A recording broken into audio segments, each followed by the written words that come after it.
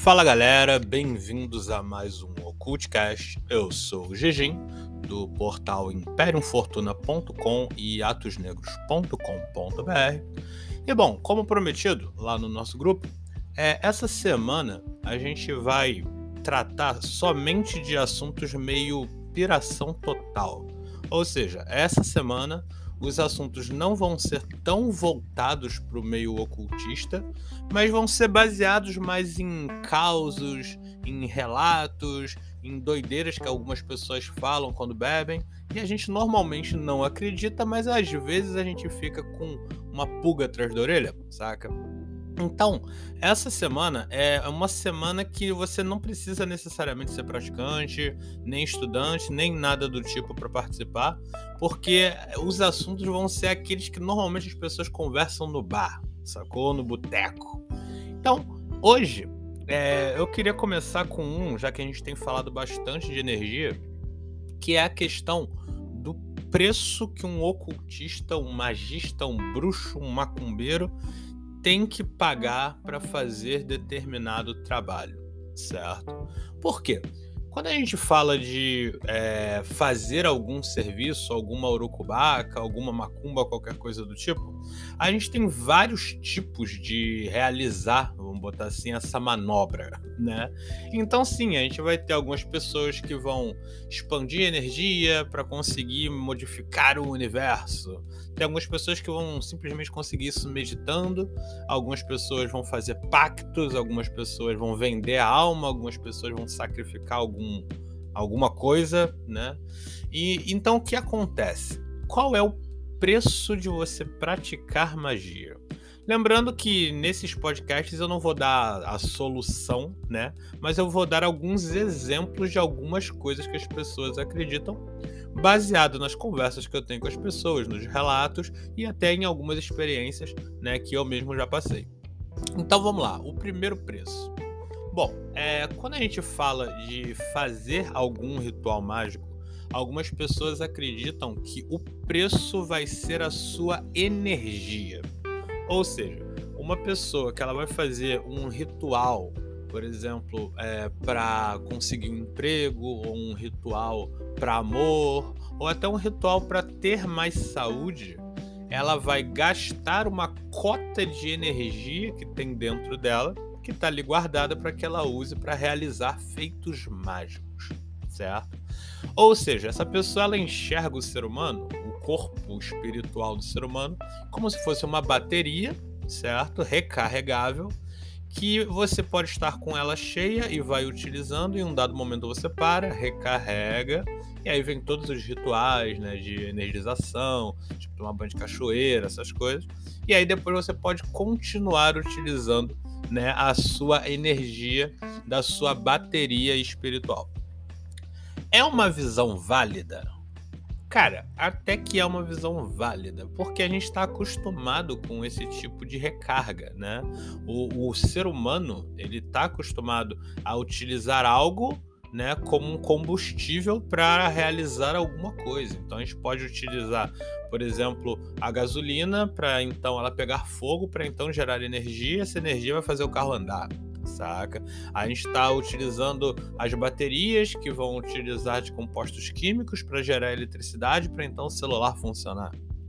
Então, por que não na magia a gente não vai pegar, por exemplo, a energia da pessoa, transmutá-la em alguma coisa para então fazer com que o acaso possa ser modificado por essa pessoa? Seria uma visão interessante. Eu particularmente não concordo com isso. Eu não acredito que o ser humano é uma bateria que vai esvaziando conforme tu vai fazendo rituais mágicos. Eu acho que não, né? Apesar de que sim, uma pessoa ela pode ficar exaurida por ter feito muitos rituais mágicos, vamos colocar assim.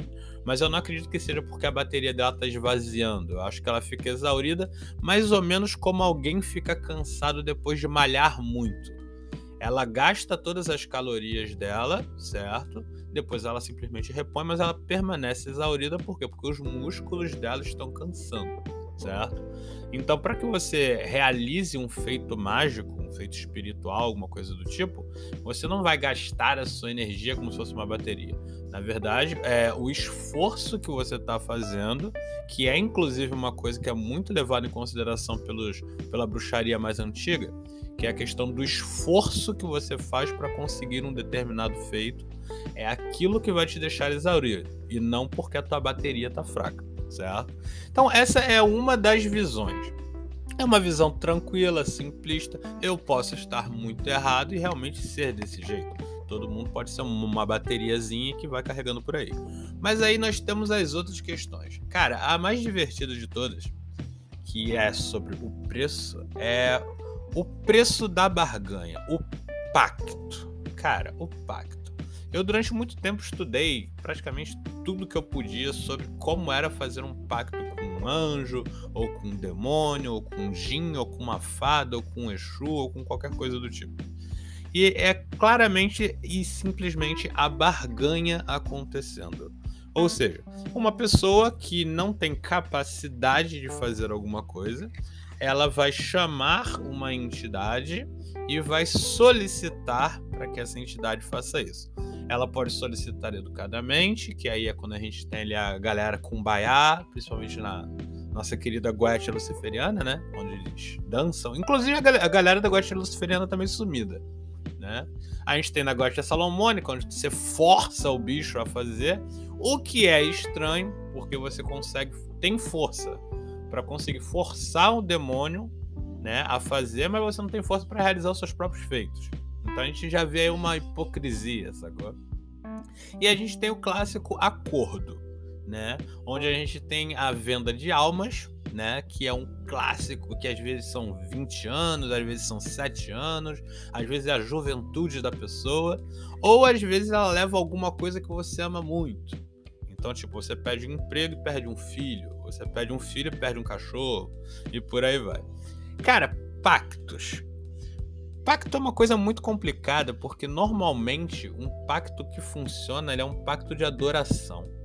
Durante todos esses anos que eu, né, trabalhei nessa área, estudei e ouvi os relatos, a maior parte dos pactos com alguma entidade não física que deu certo, ela não foi movida por um acordo de, olha só, você vai me dar tal coisa, eu te dou tal coisa e vai durar tanto tempo. Normalmente não é assim.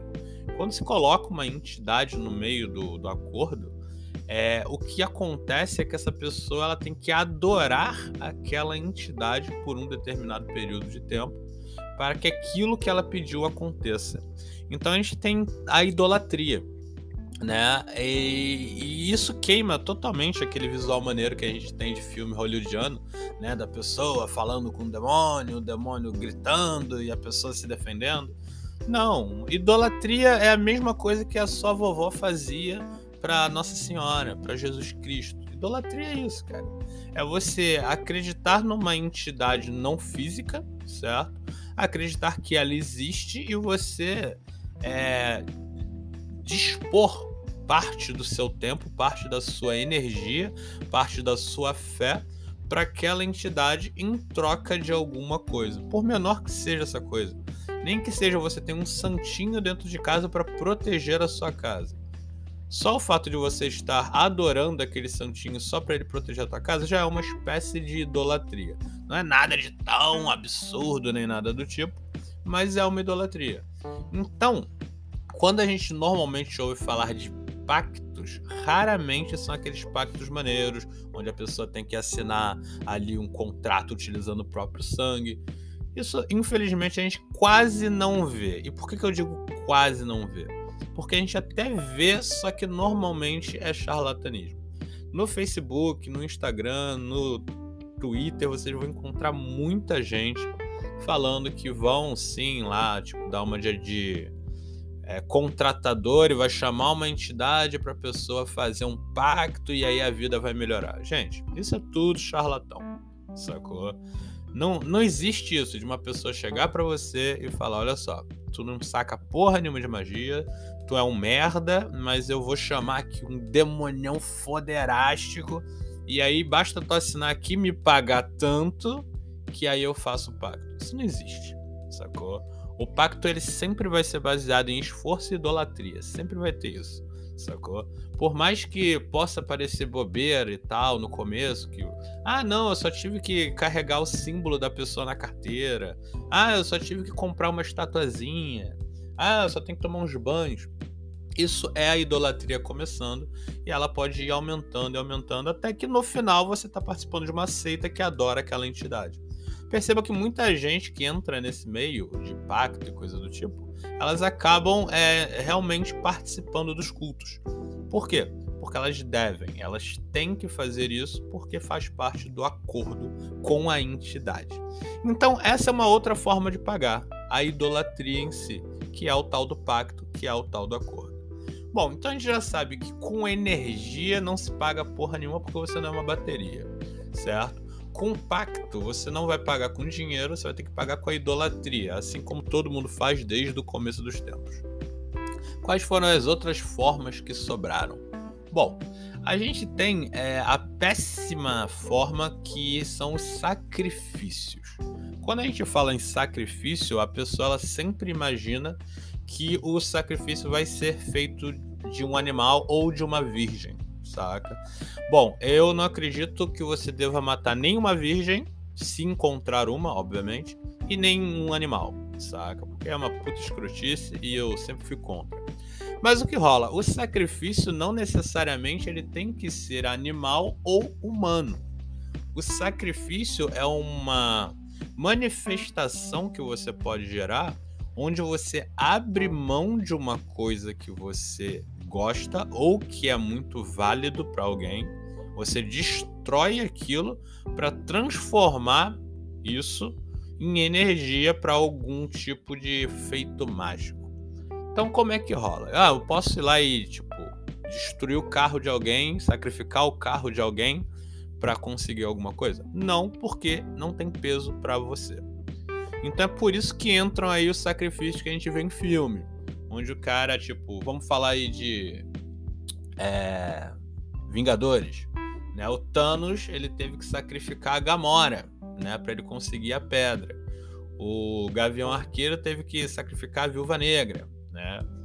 Poderia ser invertido? Não, porque pro Gavião Arqueiro a Gamora era porra nenhuma e pro Thanos a Viúva Negra era porra nenhuma. Então você abrir mão de uma coisa que você gosta muito, que você preza muito, em troca de outra coisa que você acredita que gosta muito e que preza muito, é uma forma de sacrifício que algumas pessoas fazem. Mas como é que isso funciona? Eu vou lá e jogo fora o meu computador porque eu gosto dele, porque eu quero um computador novo. Não funciona assim. Um sacrifício, ele normalmente tem algo envolvido que é uma entidade qualquer, certo? Ou é uma entidade ou é algum mago mágico da vida qualquer. Sempre vai ter um ocultista, um bruxo. Por quê? Esse sacrifício só é válido se ele for observado, saca? Um sacrifício que você faça e somente você sabe, ele não vai te trazer nada. O sacrifício ele tem que ser observado. Até na física quântica isso. Algumas pessoas acreditam que isso é quântico porque realmente ele só funciona se for observado. Ou seja, por mais que as pessoas falem, você tem que fazer um sacrifício, mas você não tem que se gabar. Porque um sacrifício você não vai se gabar dele, mas você vai sofrê-lo e as pessoas têm que saber que você sofreu para que então você impressione a determinada entidade a qual você disse que faria algo por ela. Então perceba que a gente tem um pouco de idolatria nesse sacrifício, mas ele é um pouco mais direto.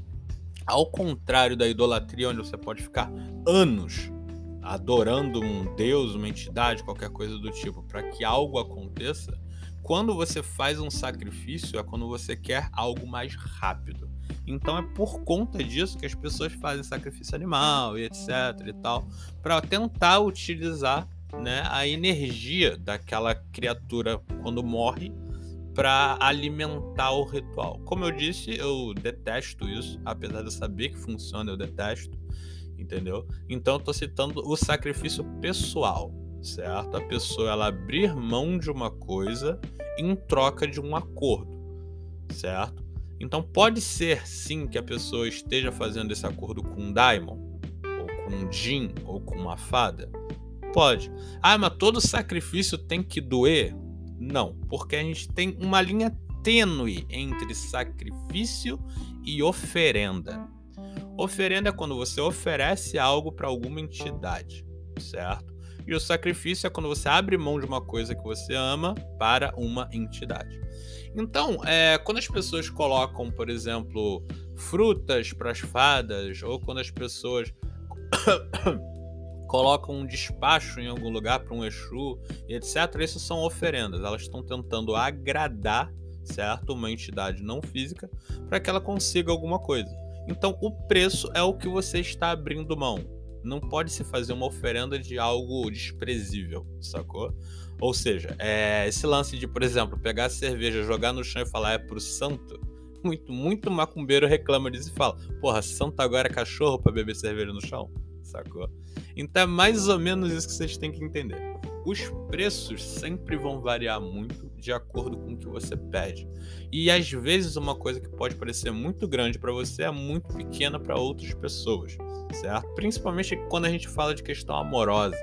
Muita gente abriria a mão de qualquer coisa por uma menina ou por um cara, quando na verdade, isso é totalmente secundário na vida da pessoa. Então, entendam isso, os preços que as pessoas pagam vai variar muito da linha mágica que elas trabalham. Então, se você vai fazer um pacto, é uma forma de pagar. Se você vai fazer uma meditação, é uma outra forma de pagar. Se você vai fazer uma adoração, é uma outra forma de pagar. Nenhuma delas é tão escrota e nenhuma delas é tão intrínseca ao ponto de você poder definir que elas são ruins no automático. Mas vai depender muito do o que você está se metendo e se você estudou aquilo. E essa é uma questão muito importante de levantar, porque muito charlatão tá por aí. Então, é muito fácil um cara chegar pra você e falar, mano, precisa fazer adoração não, faz um pix pra mim, eu faço adoração no teu lugar.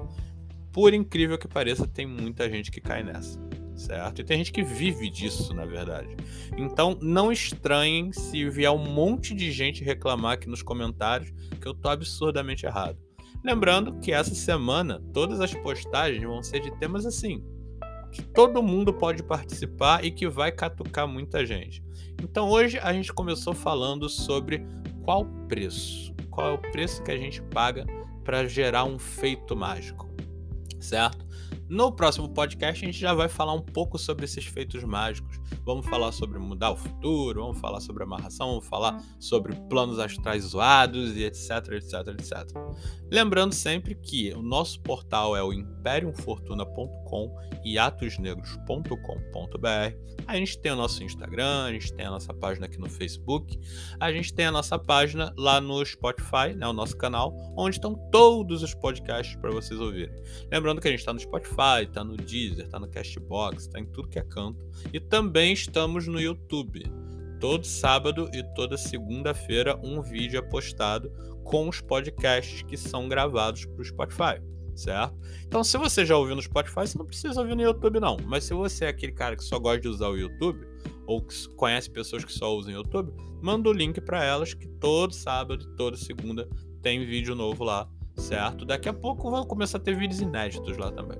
Lembrando que se você gosta muito do nosso conteúdo, a gente tem o nosso Apoia-se, vai de 5 a 50 reais. Ninguém é obrigado, é só se puder, se quiser ajudar a gente.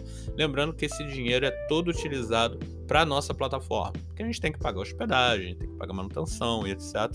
E se você quer mais conteúdo, se você quer mais podcast, mais matéria, pensa, 5 reais é trocado, não dá nem para comprar um maço de cigarro decente, sacou? E é por mês, né?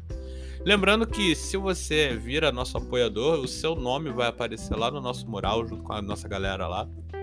E você vai ter direito a pedir matéria para podcast ou para matéria escrita, certo? Além de que vai participar de coisas exclusivas que só os apoiadores podem, sacou? Então, pensa direitinho.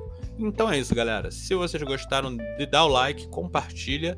E ainda essa semana vamos ter pelo menos mais 2 ou 3 podcasts falando de temas doidos. Então hoje falamos sobre como se paga um trabalho. e nos próximos vão só vir coisa maluca. Então é só essa semana. E se tiverem alguma sugestão, deixa aí no comentário. Então, valeu galera, até a próxima. Fortuna.